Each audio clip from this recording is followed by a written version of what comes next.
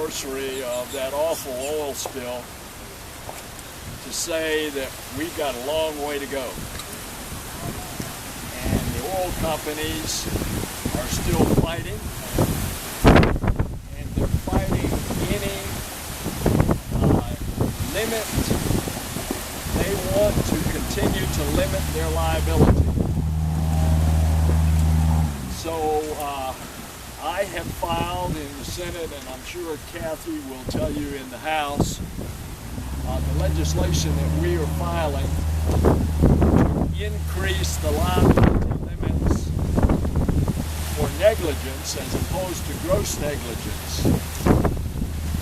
from 75 million, which is the present liability limit, up, unlimited. And in the oil spill liability trust fund, which is there for the party or that cannot be found, to get that limit from $1 billion up. Because we see in a spill like the BP spill, the limits of liability would completely deplete our people's ability to try to find recompense. And so what you have is 3 years after. We don't know how much damage is out there in the ocean. We don't know underneath the Gulf surface down at 5,000 feet where the spill occurred. We don't know what kind of long-term effects from all that oil that's still sloshing around out there. We know that our people and the critters up near shore have been harmed, but what about the critters down in the deep? So we've got a fight that continues. And on the occasion of this third anniversary, we want to remind our people that the fight is just beginning. The oil companies are trying to run from the fight. They can run, but they can't hide.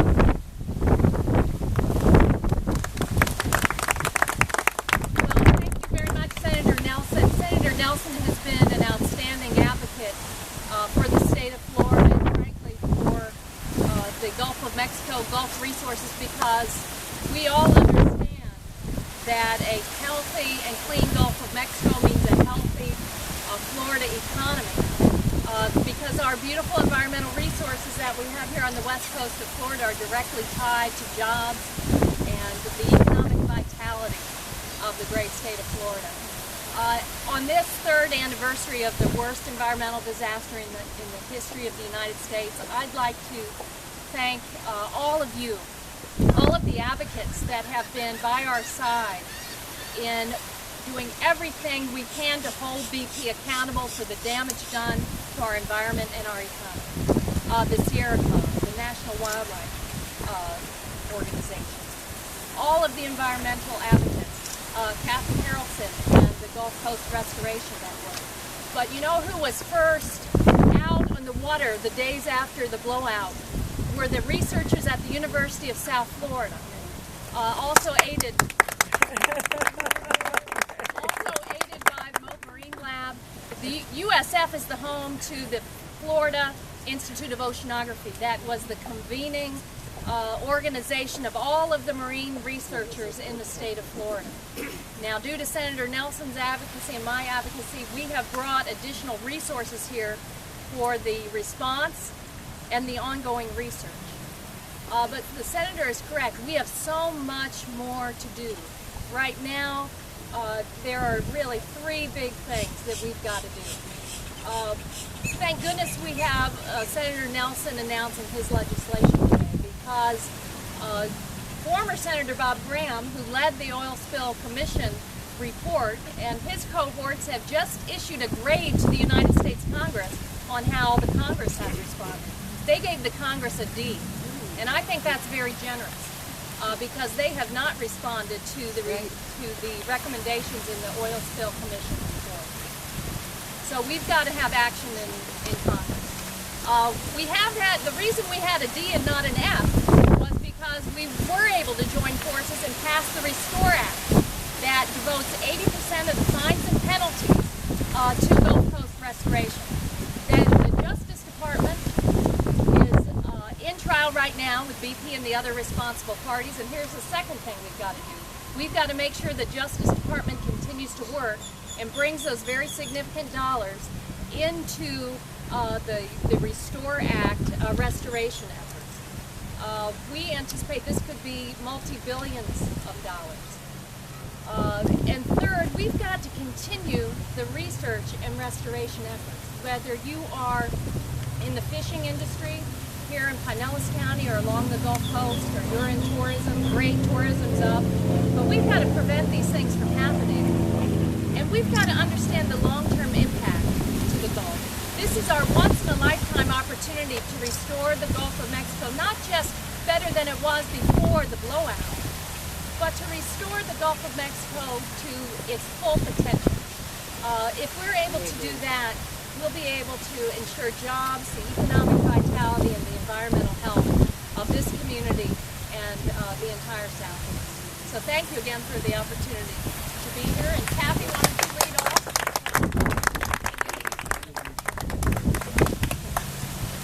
Good morning, everyone. Thank you so much for being here. And certainly thanks to all of our friends here, our policymakers, Senator Nelson, Congresswoman Nebraska. I'm Kathy Harrelson. I'm the Florida organizer for Gulf Restoration Network. And we're here today as three prongs of Gulf protection and restoration.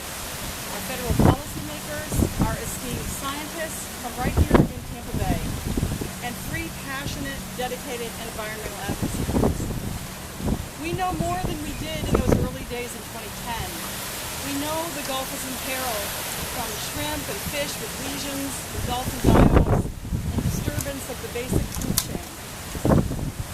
We know that many of the people working and living around the Gulf and their cultures have been decimated. We know the Gulf needs protection from future catastrophes like this. And we know that we have a great time and the opportunity under the Restore Act to provide real restoration at the local, regional, and Gulf-wide levels to research, assess, and fix the vital coastal ecosystems and economies around the Gulf. We must do this transparently with input from citizen, stakeholder, and advisory groups. And most of all, we must work together at every level to build a vision for recovery of the Gulf for those who call it home. Thank you so much for being here. And now I'd like to introduce Dr. Robert Buter from Moat Marine Laboratories. I actually do have information here. He's the director of the Center for Shark Research for Moat Marine Labs. We hope he's going to be summarizing his research here, but I think I'll let him just step up. Thank you. Well, thank you very much, Kathy, and thanks to all of you for coming. I'm from Moat Marine Laboratory, which is in Sarasota. On this anniversary, let's remind ourselves the Deepwater Horizon incident of 2010 released about 200 million gallons of oil into the Gulf of Mexico, which is 20 times what was released during the Exxon Valdez incident in 1989, Alaska. And yet the surface area that was affected in the vicinity of the spill was only about 3 times what it was at the Exxon Valdez, meaning that a lot of the oil stayed down at depth in the water column, a lot of habitats, offshore environments, onshore environments, and the deep ocean. In addition, let's remember that nearly 2 million gallons of dispersant were applied, far more than ever used before. So when the blowout occurred, the science behind the impacts of oil and dispersant on the Gulf environment were kind of in an embryonic state. We, the scientists, simply weren't adequately prepared to address the question of what the blowout would do to the Gulf of Mexico. In my research on sharks, for example, I was stunned to discover there's only one scientific paper in the entire world of scientific literature on the effects of oil contaminants what we call PAHs, or polycyclic aromatic hydrocarbons, on sharks. And that paper was not from the Gulf of Mexico, it was from the Persian Gulf. That's all we had. Well, in response to the blowout, as was mentioned before, my institution, Mote Marine Lab, along with USF and the other very fine marine research organizations in Florida, began to assess the damage. It was soon clear we had not dodged a bullet, as some like to say, but we'd absorbed a significant blow, and we needed to understand just how bad the wounds were. 3 years later, we are still studying the impacts. Keep in mind, please, that it took 4 years for some of the ecological effects of the Exxon Valdez spill to show up, and more than a decade to really begin understanding the full range of that spill's environmental effects. So there's no doubt it's going to take us decades to comprehend the trauma that our Gulf has suffered as a result of this record-breaking historic blowout.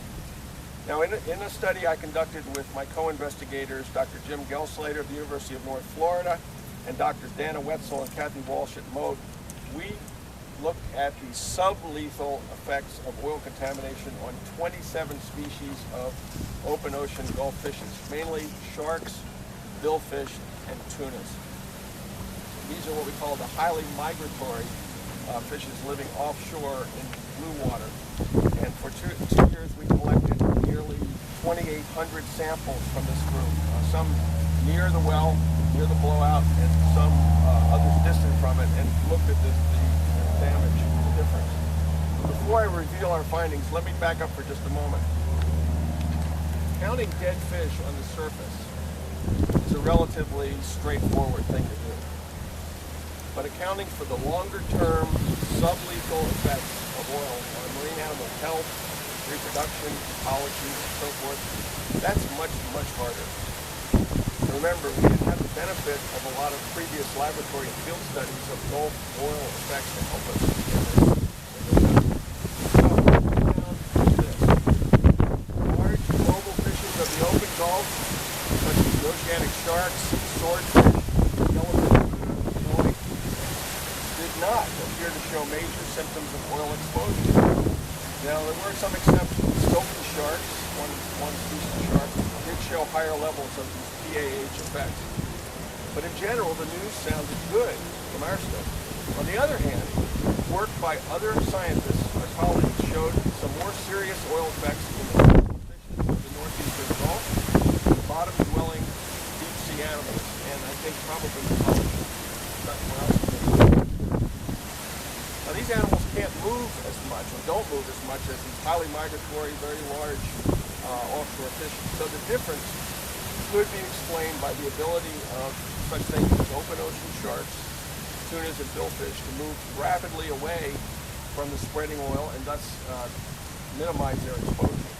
And in fact, our catch rates out in the Gulf after the spill, especially the shark catch rate, was extremely low after the blowout, perhaps due to their avoidance of that area. This is just one of several hypotheses that we're pursuing. So, do these animals in fact dodge a bullet, as we've heard? Well, maybe, but there's a deeper question here. If these important fishes in the Gulf were displaced from their normal habitats by the oil blowout, even for only a few months, how might this have affected critical aspects of their life cycle, such as feeding and reproduction? After all, they're there for a reason. Will there be profound sublethal impacts of the spill on population and ecological levels so broad it will take decades to be revealed? Let me repeat that. Will there be profound sublethal impacts of the spill on population and ecological levels so broad that it will take decades to be revealed? Okay, so I'll quickly at last mention one other study by Mote Research.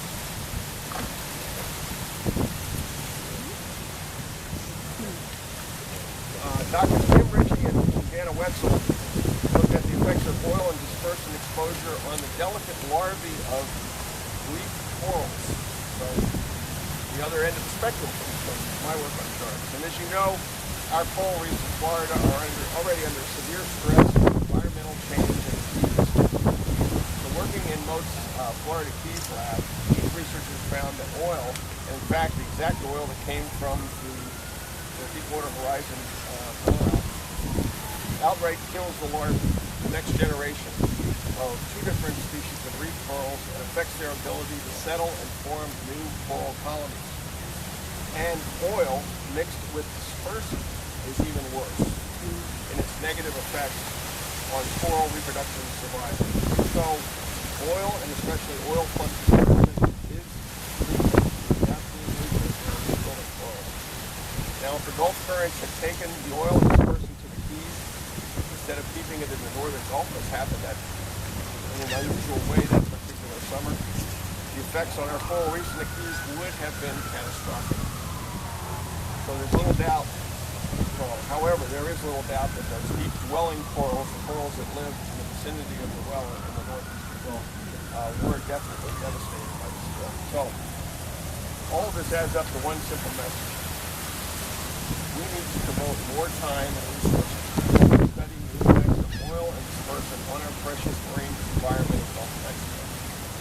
Careful, comprehensive scientific research that includes sample collection at sea, baseline surveys, and continual monitoring and laboratory experimentation is needed. 3 years is not enough. You need to know how deep the wounds are from the Deepwater Horizon blowout, and all that must be done to heal, restore, and protect our Gulf generation. Thanks so much.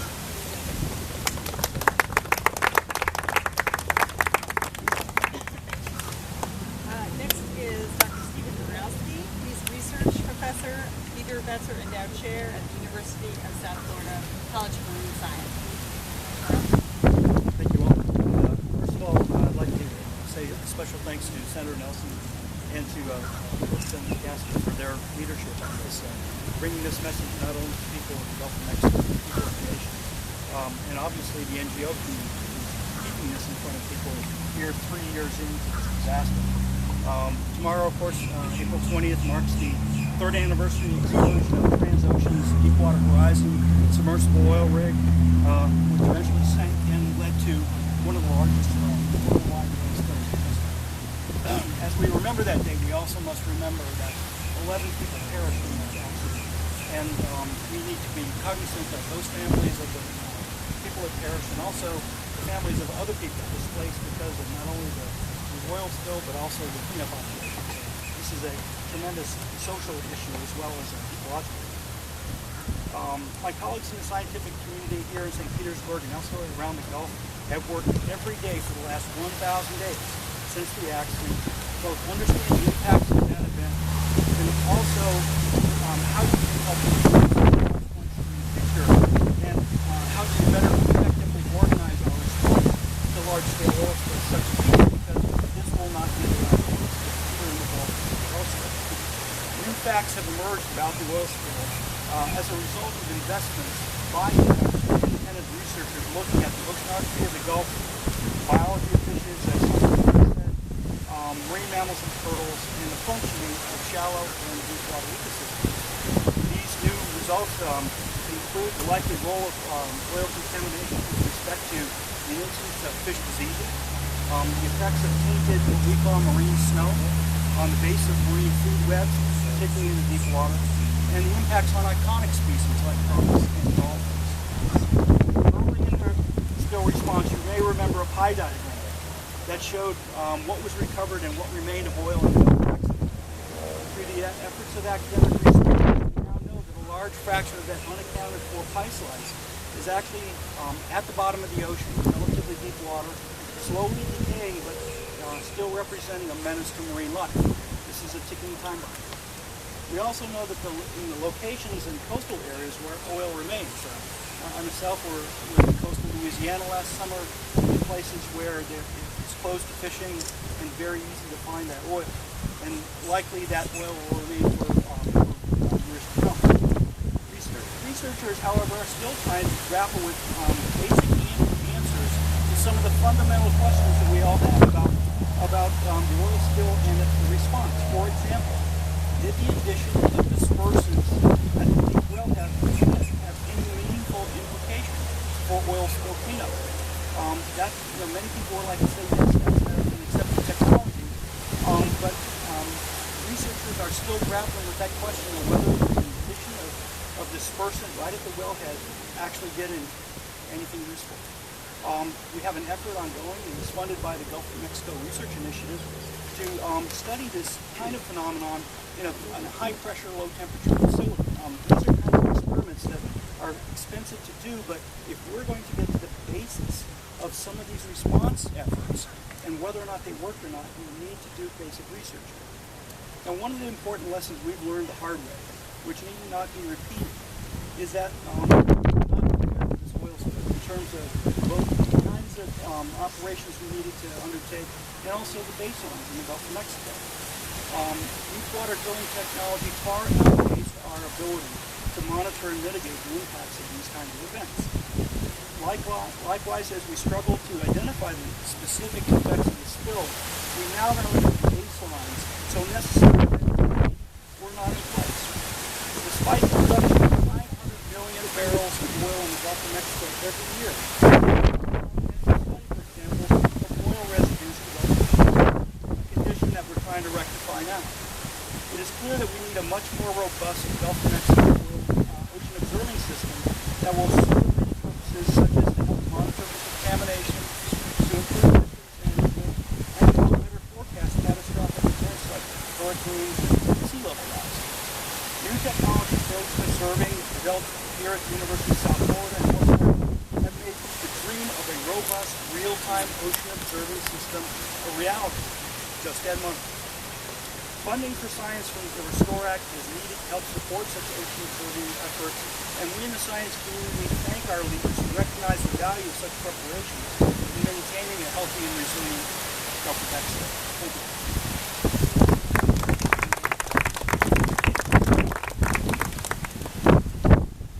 Next, I'd like to introduce David White. He's the director of the National Wildlife Federation's Gulf of Mexico Restoration Campaign and is a leading advocate for ecosystem-scale restoration projects to address long-term impacts to coastal habitats in the Gulf, focusing on implementation of the Restore Act to fund restoration of estuaries and ecosystems along the Gulf Coast. From 2000 to 2009, he was director of Ocean Conservancy's Southeast Atlantic Regional Office, where he worked on regional fisheries, marine, wildlife, and habitat protection issues. Welcome, David. Thank you. I just wanted to first join the chorus of acknowledging the leadership of Senator Nelson and Congresswoman Castor, who helped pass the Restore Act. In the United States Senate, the Restore Act got 72 votes in the United States Senate, which is no easy trick in this political climate.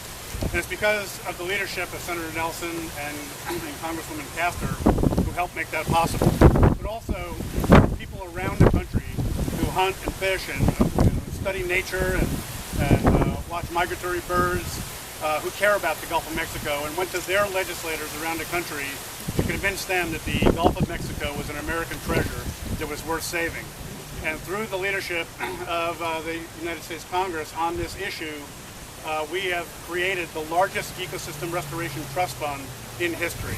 And if we do this right, if we pick the right projects and invest in smart projects that will restore our coastal communities, we can do more for our economy than just about anything else that I can think of. So the coast of the Gulf, including the coast of Florida, is so critically important to the economy of the Gulf Coast states because of fishing, tourism, and people who want to go to the beach and have clean water, eat fish that they know is safe and sustainable. And Florida is blessed with some of the world-class estuaries that serve as the nursery for the fishing in the Gulf of Mexico. Tampa Bay, Sarasota Bay, Charlotte Harbor, Rookery Bay, and the Everglades freshwater system that goes into Florida Bay and the Florida Keys. The great oyster fishery of the Apalachicola Bay, which has really collapsed because of poor water quality, lack of freshwater flows, and loss of habitat. By recreating these areas, by restoring these areas, we can do more for Florida's economy, and because restoring our environment restores our economy. The Gulf of Mexico has lost 90% of its oyster fishing areas. The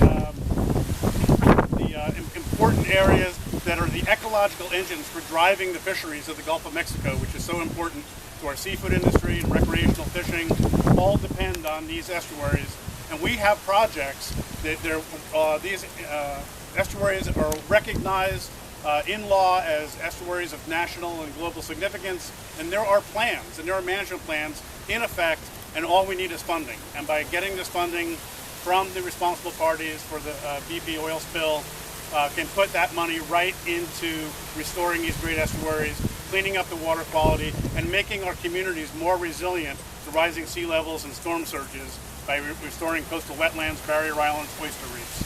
So I just want to remind everyone that this is a great opportunity that will be playing out over the next couple of years, and we need to hold the responsible parties fully accountable for all the damage they cause. I just read in the paper yesterday that the city of Tampa and Hillsborough County has a $43 million claim for economic damages against the responsible parties, and so there are mechanisms in place to put everyone where they were as much as possible economically and to replace all the natural resource damages. And the Restore Act gives us an opportunity to restore some of the longer-term impacts of the Gulf of Mexico. Hey, this is a working coast. We get that. It's critically important to shipping and to the military mission, seafood industry, and tourism. We get that. But it's time that we invested in those resources and brought them back to where they were, which made this such a great place to live and where we recreate and where we get much of our food. So this, again, is a great opportunity.